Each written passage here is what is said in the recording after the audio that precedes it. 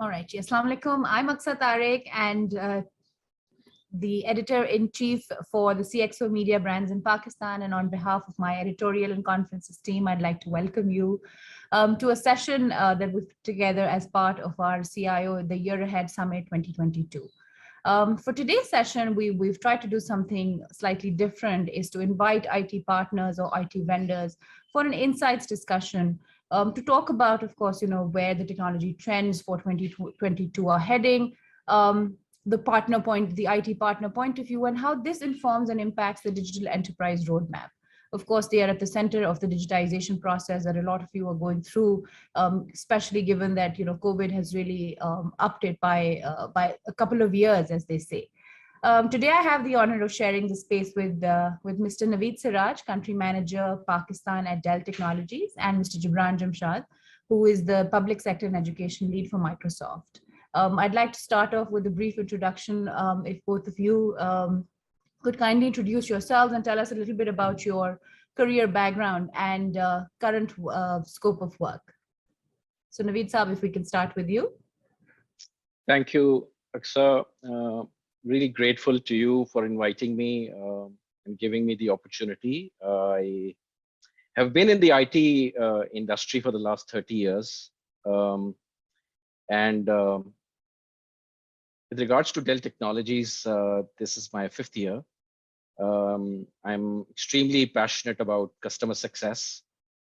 And it's an ideal combination because I work for a company that believes in customer success and having positive outcomes through technology at the very highest level.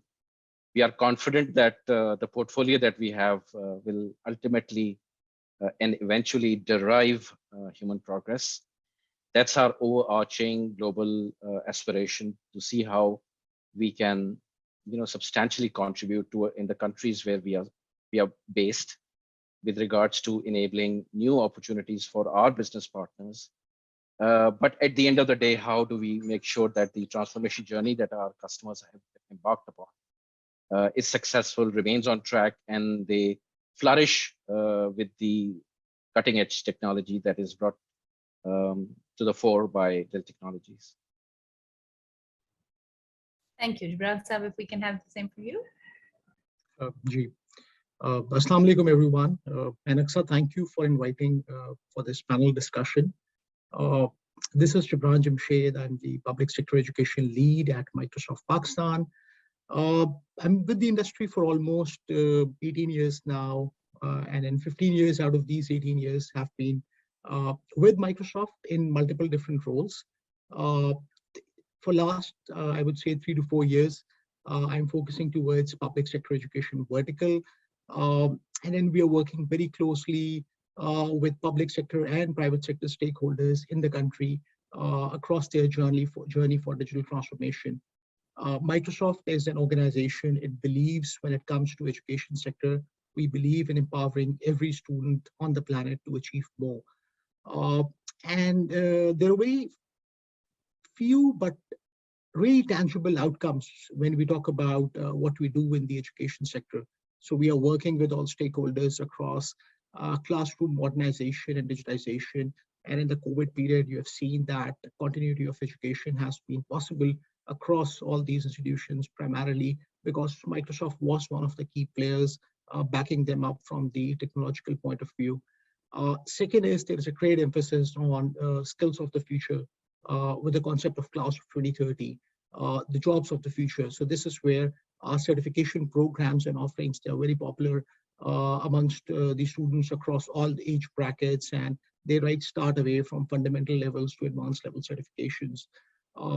Last but very importantly, we believe that cloud is a game changer when it comes to governance and automation. And this is where you would see us across different universities and institutions when we are talking about campus automation with ERP and campus management solutions, or we are talking about making them more resilient with the help of cybersecurity offerings through a cloud platform, or we are talking about process or office automation with the help of tools like SharePoint and all these things. So I think that serves a bit of an introduction from my side. Thank you. Thank you. And I think you've identified some key areas that we'd also like to sort of take a deeper dive into as we discuss further. But very quickly, I'd like to talk about the top tech initiatives that you think are driving business in 2022. I understand that both of you are working in different industry verticals as well. But there are a lot of like hot sectors identified post-COVID, if there is such a term at all that we can use. So Naveed Saab, if you would like to elaborate on what are some of the hot sectors or buying trends as we gear up for the year that's come up ahead. So I think the COVID pandemic has radically changed the way we plan for business. If I take you back to March of 2020, the announcement made by the government of Pakistan to mobilize resources in the country were primarily meant for this health and safety of the citizens. And suddenly we were looking at a scenario where most of the corporate customers had to do a radical rethink in terms of how do they repurpose, redeploy their workforce from home. And there wasn't a lot of time given to businesses to move towards work from home, learn from home kind of a scenario. With regards to corporate, work from home was almost an immediate business need. So it does provide a significant paradigm shift in the way business strategy or business continuity strategy had to be looked upon by senior leaders in commercial organizations. So it's not simply providing a laptop or a computing device to a person and say, from this day on, you will be working from home, because there are security considerations, there is work continuity considerations. What is the level of maturity of the multi-cloud journey that the customer may have embarked upon just at the cusp of the COVID SOP guidance applied by the government? How modernized was the infrastructure within any commercial customer at that particular juncture where workforce had to be deployed? And what happens to the revenue streams which are the core lifeline of any commercial organization? So are we then repurposing resources, redeploying resources from a work from home or to a hybrid kind of a working methodology, and not really looking at the basics? And the basics were amply demonstrated in terms of the need to modernize infrastructure, the need to see the maturity level of the cloud journey that the customer may have embarked upon. What about, you think of large BFSI customers, and there is a lot of emphasis on big data, AI. So what happens to those strategic imperatives that any commercial organization may have had prior to COVID? And I think the new way of looking at our business objective has really sharpened our decision-making prowess, because what we have is a additional sense of urgency. We are not in the new normal would require people to come together virtually or in a hybrid work methodology and really accelerate cloud adoption, accelerating modernization, rethinking big data. How do you derive faster insights through your infrastructure? So the paradigm shift has really, so there has been a paradigm shift post COVID in the new normal, and we experience it every single day. I personally feel, and what our company feels, is that the sense of collaboration has really amplified, has gone, has increased internally. Our agility has increased. DELL Technologies is even otherwise known for its agility and the time to serve, ensuring customer success, like I mentioned earlier. That is our ultimate goal. How do we accelerate the transformation that the customers have embarked upon with regards to modernization of their infrastructure, and ensure that, Jibran mentioned the security element. I think while we have international examples of customers whose critical assets have been compromised, there have been some local instances, local incidents as well, where ransomware or a breach with regards to core security parameters have required the customers to really rethink their cyber resilience and cybersecurity considerations. And we are in an ideal situation, ideal place in the industry as one of the leading technology companies, which is present here in the country, having the intimacy and having the relationship and having the coverage and the team and the resources to really help our customers navigate through all these challenges with regards to security, with regards to deployment of workforce in a hybrid working methodology, and really transforming and modernizing their infrastructure. So loads of services and solutions that Dell Technologies continues to offer in the new normal. And we really feel privileged to be in a leadership position to be able to have those prudent conversations with customers. Thank you. And I think that really sets the tone for, there's a lot of conversation about changing customer needs and interoperability and integration that's required, right? And with those changing needs for the customers, I think all of you have also had to sort of adapt and really change the way you do business. Jibran Sab, your thoughts and your input on, of course, technology initiatives driving business. I think education sector has been, one of the hottest sectors in the last 2 years, but we'd love to hear more from you. Ajit. And I think Naveed Saab has explained it really well. Honestly, I don't have a lot to add on top of this, but I share the similar views. And when we talk about any industry vertical today, make it education, banking, telecom, healthcare, whatever it is, and then we see one sort of that silver lining across all these industry verticals, that all of us are in the fourth industrial revolution. And then this is where we were already talking about Uberization of businesses. We're talking about digital transformation and having digital teams in place and all sort of things. COVID has pushed us into further interesting times where it has re-emphasized the need of technology and the impact of technology in today's society and economy across the board. So when we pick up examples that, okay, what are those business pillars where technology would have an impact? So literally on each and every layer of business, technology would have a role to play. Let's start from the journey of an employee in an organization.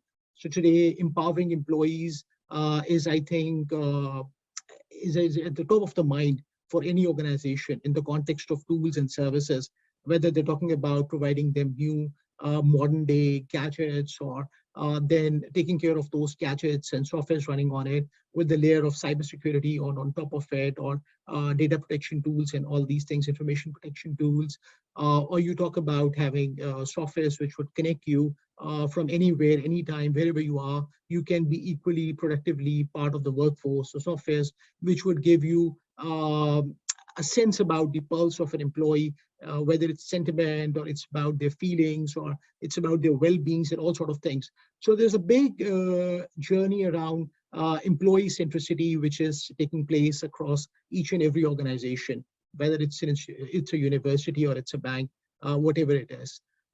Then once you move from that employee experience, you would find that, and then now we have seen that cloud first policy is there as well. And there's a big push, intentional push from all customer organizations and all industry verticals that they must embark on a cloud first journey. And that directly relates to optimizing the operations, where you're talking about that, okay, we'll bring down the cost of the IT expenditure significantly. We will be more agile and more nimble. Our go-to-market time for products and services would be much more quicker. We'll incur less cost, but then at the end of the day, we'll be much more compliant as compared to different regulatory standards. So we'll be more resilient when it comes to our cybersecurity and compliance footprint. So on the back office perspective, the optimization in the operations, this is where cloud is playing a very pivotal role, led by obviously key trends like AI, cybersecurity, machine learning, and other areas. Third, we move further, right, coming from an employee experience to the back office operations. This is where we really talk about transformations of products and services, with the omni-channel experience coming in, with different digital touch points being introduced by organizations in last 2 years. As Naveed Sahab said, अगर आप आज से 2 साल पहले की किसी भी organization की customer centricity देखें, what were they offering to the customers when it comes to the digital touch points? It has massively improved. And people have realized that technology is probably the only way which would open a lot of new frontiers for various organizations when it comes to connecting with their customers and partners, with the external stakeholders. And last, but importantly, is that the data would keep on playing a very pivotal role, whether we talk about governments, whether we talk about banks, or whether we talk about any organization, institution. And this is where I personally think big data and analytics would play such a key role, whether the data is coming from an ERP, or it's coming from a CRM, or it's coming from any industry device. And a lot of decision-making and informed decision-making is happening so that your customer is at the center of whatever you're doing. So I personally see these 4 pillars touching across nearly all business verticals today. Absolutely. And I think one thing that I'd like to sort of have you or have both of you talk about on this is that initially, of course, when you were talking to customers, it usually was the CIO making all the IT decisions in an enterprise. Now that landscape has completely evolved. And I know this because we've also evolved with it. We only started with the CIO Pakistan magazine, then we went to the CISO Pakistan magazine, and now there's a whole lot more. We now have to talk to HR, we now have to talk to operations, we now have to talk to a CTO or a CDO. There are business functions, there are various business functions that are taking the lead when it comes to a digitization or a transformational process of an organization. Jibran Sahab also rightly pointed out about the customer experience, the employee experience, but there's a whole lot more when we're designing that. How has that, on the vendor point of view, changed for you when you're talking business? The enterprise planning, are you going to the C-suite now more than just the CIO? What does it look like currently in 2022 and beyond? I think who are the key stakeholders in any enterprise organization?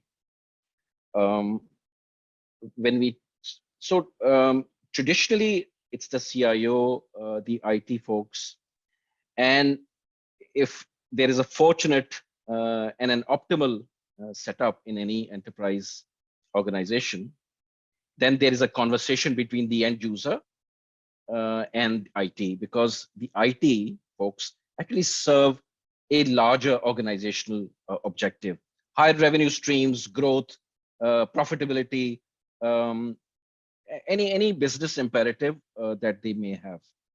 But when it comes to say ransomware, or if your data center is not operational, we had a recent situation where not only was the data center off, there was no electricity. That was the extent of the damage. Now, IT, you remember that picture where the IT folks are just praying in front of a data center, praying that it does not crash over a weekend or over Eid holidays. That worst case scenario was so real that I felt in my heart of hearts that the IT folks are totally dependent on vendors like Dell Technologies, and we stand shoulder to shoulder with our customers whenever that happens. Whether any mitigation has been done by the customer or not, we have great care, empathy, and affection for our customers, and hence we remain involved in their recovery process. But the key point that you were driving, Aksa, is who has the realization that the IP violation or the violation of data sanctity. I think the one primary function that you did not mention, and I've very recently come to think of, and it's very true on the enterprise organization, is the CFO. Because if you lose data, not only is the business operation on hold, there is a irreplaceable, intangible reputational loss. So how could a customer, a banking customer, perceive system failure or ransomware or breach of data? So that reputational damage is something that the CIO will definitely have empathy for, but the real pain point will belong somewhere else, and it will be the legal and the financial controller, the legal advisor, the internal legal counsel, or the financial. So to your point, decision making in business strategy, which leverages IT, has become multifunctional, and the stakeholders are now a lot more varied than in the past. The other point is we are talking about enterprise. Let me take a step back as to what the state of the IT industry maturity level in Pakistan. Has IT proliferated across our general population to a level where Jibran can proudly claim that, you know, the goodness of the solutions and the benefits of technology reaching a boy or a girl in a village? Have we reached that stage? Have we reached that scale? And we have not. So a lot of strategy conversations that large enterprises must do is enable digital inclusion. Well, we've spoken about modernization of data center, the internal infrastructure, but unless we think of ourselves as change agents in evangelizing proliferation of devices in the country, we have not reached that maturity level where we can say that, guess what, if we conduct a survey in the past 2 years since COVID, one would definitely find that the majority of public sector, majority of kids enrolled in the public sector schools have been left high and dry because they don't have access to a device to work from home. So those are the scary statistics, because lack of literacy, lack of digital inclusion is imperative for our country. And it is my using your platform. There are so many well-meaning people in the public sector, the decision makers, our president, the Ministry of IT, our Honorable Prime Minister. We must think about digital inclusion and inducting as many schools in that ecosystem as possible, so that no child gets left behind. And I use this platform to appeal to the key stakeholders in the public sector that our IT industry is in the nascent stages, and we've seen a radical reshift in terms of removal of some exemptions with regards to GST or GST.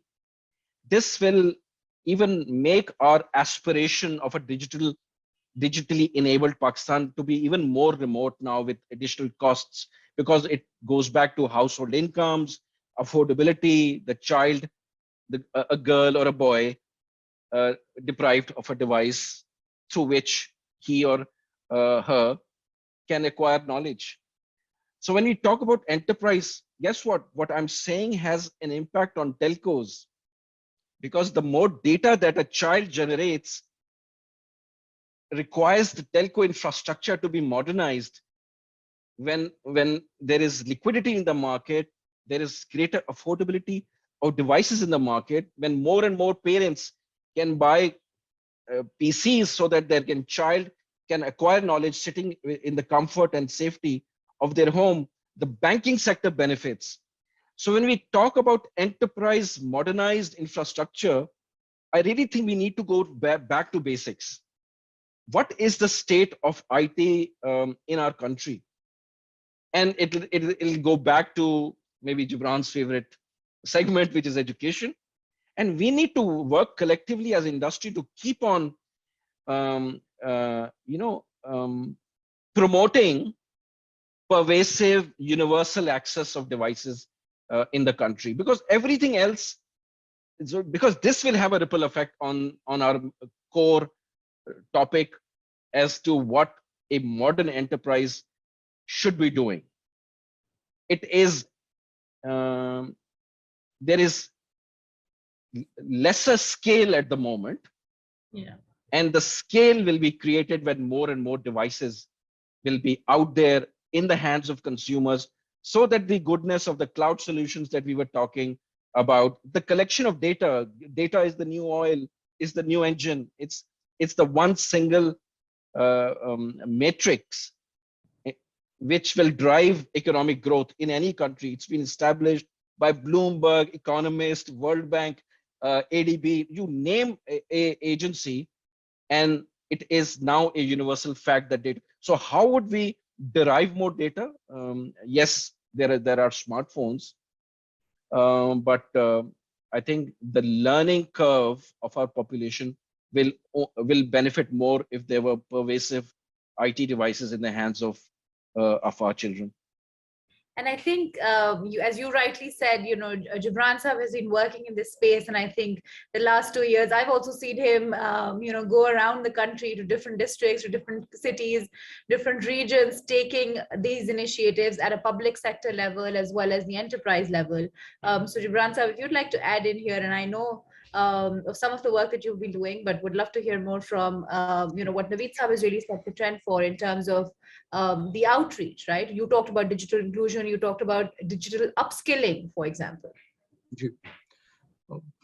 This is a very interesting question, and one can spend a lot of time on this one. So I'll just try to conclude it in a few minutes. So usually when you're meeting customers out there, right, or any organization, whether it's a public sector organization or a commercial organization, I personally come across 3 questions. How would this IT solution help us make more money? And then the second thing is that, okay, if it's not helping us making more money out of our operations, then how it can help us save the cost, which is, I think, the first and foremost concern, whether you're talking about commercial enterprises, state-owned enterprises, or you're talking about any public sector government vertical. People really see IT solutions saving them a lot of cost. And then one fine example is that when public sector started moving towards for example, a solution like video conferencing, and they used to equate that particular cost with the cost of traveling and expenses, which were incurred during the different meetings. And when video conferencing setup was introduced, people could realize that, okay, if I've got a video conferencing setup hosted, people could join these meetings, and they don't necessarily have to be present at one single room, and they could be more productive. And this is where organization is saving the cost. The realization has grown multiple folds over the last couple of years. And this is where I've personally consulted to, I don't know, dozens of organizations during this time on their IT strategy. And the discussion has gone a few notches higher. It's a board level discussion now. Whether we are talking about cybersecurity, it's a board level discussion. We are talking about cloud first journey. Board is jumping in, rolling up the sleeves, and they are calling the shots. Or you talk about futuristic discussions like big data, artificial intelligence, and all these things. So board, CEOs, owners, ministers, chairpersons, steering committees, they're there. So while IT is there, IT is transforming into digital. In some organization, we can see that parallel effort is happening. you've got IT department, which is taking care of the back office, but then you have got digital division as well. But in some organizations, IT is transforming into digital. But then it's a BDM conversation, it's a BDM discussion. That's first part of your question, I believe. The second thing is what we have been doing, and I would again tend to agree with Siraj Saab on this one, because as Microsoft in education sector, for that matter, we had a very great product, Microsoft Teams for education, which is a digital classroom and all these things. When we started rolling it out, it required a lot of infrastructure readiness from the organizational point of view. So let's say we go back to provincial government and we talk about K-12 provincial topic in any province in Pakistan. I cannot really run this digital classroom for remote or blended learning unless and until at the end point, I've got somebody who has got the right IT level of readiness and maturity, somebody who understands how to operate things. And then this part could be covered with running and executing something like a change management. And intentionally, we've started working with our customers on landing change management workshops. Last week, we landed with one of the provincial governments, and we believe that it's a big change. Moving to digital, so it requires a lot of change management. But then the infrastructure part remains a puzzle where connectivity is not even across the country. So connectivity, the landscape of connectivity, when it comes to urban centers like Karachi, Lahore, Islamabad, would be very different from a remote location. And you cannot have this kind of inequity in the services if you don't have the connectivity streamlined. And in major parts of the country, you still don't have that level of connectivity which is needed to run these digital initiatives. So this is where, in many recommendations, in many stakeholders, in many meetings, we have emphasized, although we are not directly a connectivity player in the country, but still we really want this ecosystem to flourish. That's the first part. Second part is on the devices in education, because it's not about just sort of handing over a phone or a tablet to a kid and expecting that they would be as productive as somebody who would have a full-fledged device. An education device, for example, we're talking about education, it's got its own parameters. The device has to be rugged. It has to have a certain hours of battery life. It has to have this pen or a stylus. It has to have a data connectivity component. It has to have a certain size of a screen, certain prerequisite software, and all these kind of things. So probably if you're just pushing an $80 or $100 tablet out there, it would not solve the purpose because it's a companion device. It's a device which is used for consumption. It's not a device which is used for learning. It is not a device which is used for content creation of the content. Devices are not there. So I think there's a lot of legwork which is required to be done on the infrastructure part and primarily on the devices and connectivity. For me, this is very critical in the education sector. I've been saying it like a broken record since last 2 years. And this is where we work with partners in the likes of DELL and then telco operators to make sure that country has got this kind of a sustainable environment.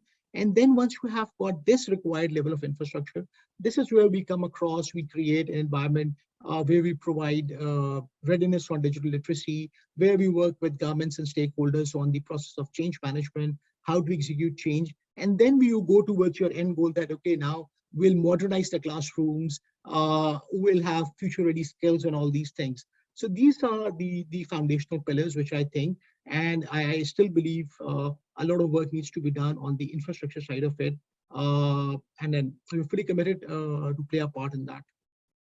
Sorry. So I think one of the themes that I sort of identified from what both of you elaborated on was, of course, that shaping the business involves a lot of investments in innovation and enabling these businesses to respond quickly. As Naveed Saab earlier on also said that that turnaround time has to be very quick.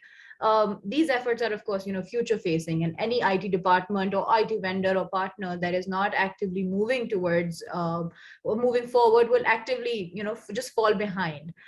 One thing that I'd like to take a deeper dive into is that we've talked about data and we've talked about analytics. There's a lot of conversation about use of machine learning. There are some systems in place already in small and large enterprises now. There are e-commerce companies, fintech companies, the startup side. There's so much that's happening in the digital landscape of Pakistan. Where do you think, with the continuing disruption of COVID-19, will it heighten the need for AI? And where do you see yourselves playing that role? We were talking about different technologies, and now companies are also exploring something like the metaverse. How does that, alter the way that you are doing business in Pakistan?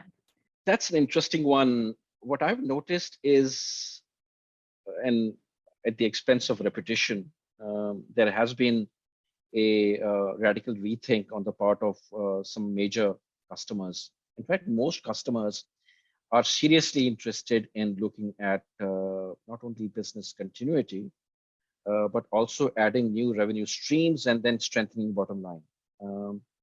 And in that, the part about innovation is interesting, and I've really encouraged by our the enterprise segment, our commercial customers, who no longer require any convincing that that the infrastructure or the modern infrastructure is the engine for their business growth. And we are now seeing time and again those CIOs who were traditionally a bit conservative on modernization roadmap. They're pulling in a lot of projects because they have learned as to what has happened in the last 2 years. So that there's a sense of urgency to be ahead of the curve, to be better prepared for any adverse business environment, such as the one we have had in the last 2 years. And customers want to leverage technology and want to remain ahead of the curve. And that conversation is extremely exciting because we are talking about big data, AI, machine learning, cyber recovery, and data protection, having resilient backups. And so, yeah, I think this new mindset, I wouldn't say it's a new mindset, it's like, it's a refinement of the old, but there is a sense of urgency of doing things which ensure mitigation, primarily of any towards any adverse scenarios, and going deeper into strategic imperatives that any company may have, any commercial organization may have, and see how technology becomes that engine of growth. So it's a multifaceted conversation. We've spoken about, commercial organizations now involving multiple stakeholders in the planning, in the decision making. So I think that we are headed in a good direction, because innovation has become like central theme for a lot of our valued customers now.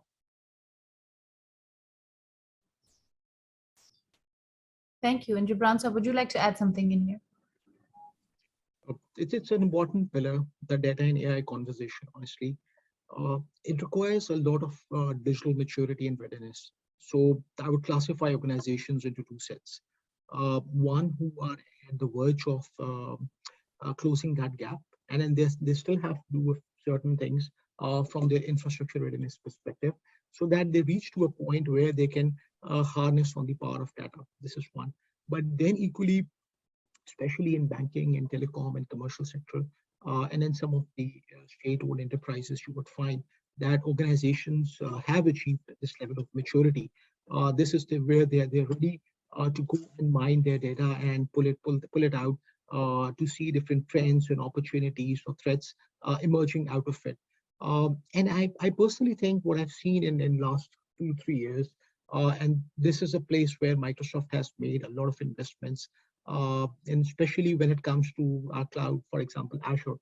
By any means, I don't want this to turn out into be a product pitch, but then I think it's also important to mention that doing things in an IaaS model could take you ages, and then probably you're not doing things in the right way. And this is where companies who are operating in public cloud platform areas, in the likes of Microsoft, we have got this platform as a service, which is there, you would find dozens of data and AI related services, which are pre-cooked, which are already there. And all they do is that they go and they connect it back. And I'm just explaining in very layman terms. They go and they connect it back to your data warehouses or databases, and they pull out that stream of data. And this is where you can do the entire churning and analysis and mining of data to see different trends. And you've got the front end provided by a lot of tools, which are again operating in the cloud environment, which are providing you state of the art dashboards and all these things. Because the game is that you have to provide a right information at the right time to the right person. This is a game of data. So if, for example, today, if I have to call certain shots, it's Monday evening, and if I'm getting that report coming out on Friday evening, so I'm losing the entire week. And in the cloud world, this is more agile. This is where I'm not dependent a lot on different people to do different things. Rather, I am dependent on different systems. So that's the journey of data. When it comes to AI, it's an area where people are understanding AI, from the legalization perspective, from the foundational perspective. And this is where, as a company, we have published a lot of white papers and all these things, that how would the AI related world would look, and how transparency, accountability, fairness, and different components of the industry would work across these things. And this is where, when it comes to education, so we really want to cultivate the right mindset. So I think it's a unique initiative which we have started, is an AI business school. And we've launched this with one of the universities and in Pakistan a couple of months back, and now in the process with other universities, because really understanding what AI can do from the business perspective and how it should be done is something very important before just bringing AI back into the industry scenarios, because you can also go wrong in a lot of ways when it comes to artificial intelligence. So with the help of AI business schools, we are nurturing young minds, and we are providing the right level of coaching, which will, in a few years down the road, this mindset would prevail and carry across the industry as well. So a lot of exciting work is happening. With Metaverse, we've just recently made announcements. We've also stepped in as a company in that space. A couple of months ago, we have provided a few announcements, and primarily you would find those digital and 3D avatars at some point in time in for example, tools like Microsoft Teams. So for example, if I'm not comfortable in sharing my video today, and you still want to see a different level of interaction, a certain level of interaction, this is where probably an avatar would do a good job. This is what I can share as of now. Thank you. Thank you very much. So my last, I think, comment that I'd like from both of you is just to, if we were to focus on one thing as a top priority, it could be even as a professional working in this industry. And I know that both of you are constantly engaged in learning. COVID has really opened those opportunities for us to be able to learn from anywhere we are in the world. Where do you see yourself, prioritizing your own professional growth in 2022? I think from my perspective, it's my responsibility. So if at a very high level, our aspiration is to ensure customer success, then I have to mentor and coach my team to be at the top of the game. Yeah. And by that, what I mean is have the right knowledge acquisition, the skills and the tools, but eventually the passion to serve customers. I often feel that all the ingredients may be in place, but that sense of urgency that our customers are dependent on us. So our ability to be the most optimal vendor and a vendor of choice depends on our ability to deliver on our commitments. So organizational strength is really dependent on having the right skills, the right talent. And I'm very fortunate that DELL Technologies has that, but we need to do more knowledge acquisition, because the landscape is changing of all the things that we were talking about. How can we have a conversation with customers about infrastructure as a service, or the acceleration of modernization or adoption of multi-cloud strategy. All those factors will only succeed if we have the right skills, and then also the urgency in terms of ensuring that our portfolio is ideally positioned to ensure customer success. So two parts. One is the coaching and mentoring part, and building a really strong team so that we are reasonably assured that we remain on track to obtain the ulterior and the ultimate objective of serving our customers and thereby driving human progress, which is our at a very high level our company objective. Thank you. So I'll be quick from my side. One thing which I took as a mantra since COVID started, and obviously it provided opportunities as well, and then learning opportunities very specifically, because there were new and newer things were happening, and it was really tough to catch up.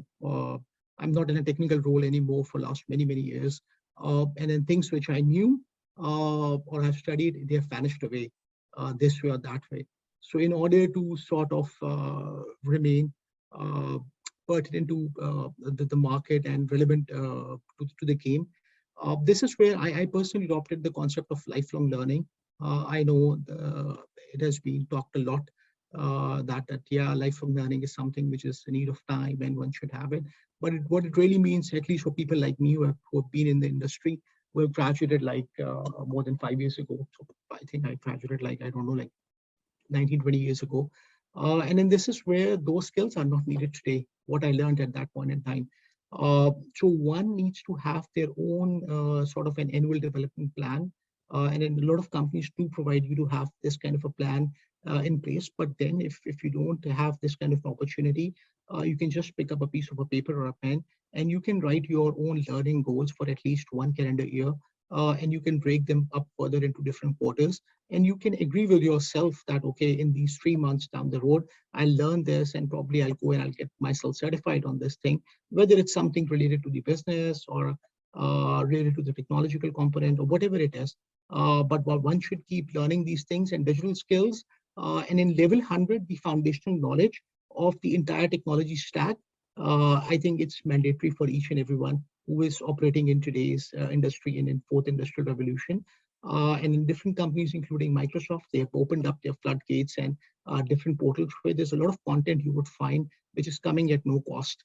And even in case you will fail in a certain certification or a certain assessment, rest assured you will learn a lot during the process. And I've personally experienced it a couple of times. So lifelong learning probably would be the only message which I try to practice myself. And then probably I can share with the rest of the colleagues out there. Thanks.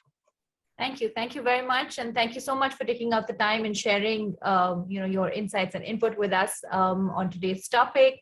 Just to sort of sum it up and conclude, I'd just like to say that, the last 2 years, technology and IT leadership have really stood front and center and been the driving force of transformation and orchestration of digital or new digital strategies.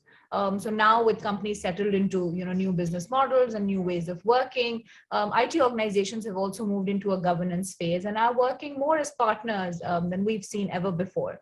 Naveed Sabit rightly said in the beginning that the fact that collaboration has become such a big part of any enterprise, small or large, it goes to show that without collaboration has become key to our progress. IT leaders are actively making operational excellence and customer experience a priority and working to ensure a fast-paced cycle of digital investments that have been made over the course of the pandemic and is delivering for the in-turn business outcomes. So with this, I'd just like to conclude today's session and thank you and thank my speakers, Jibran Saab and Naveed Saab, for sharing their input and their insights. This session was conducted with the objective of understanding how the role of the CXO continues to evolve in today's business climate, the IT partner point of view, and to help define the state of the enterprise agenda for 2022. I hope that each one of you listening had something to take away from this. So thank you once again, and Allah Hafiz from our side. Allah Hafiz, Aksa. Thank you. Thank you. Thank you. Allah Hafiz.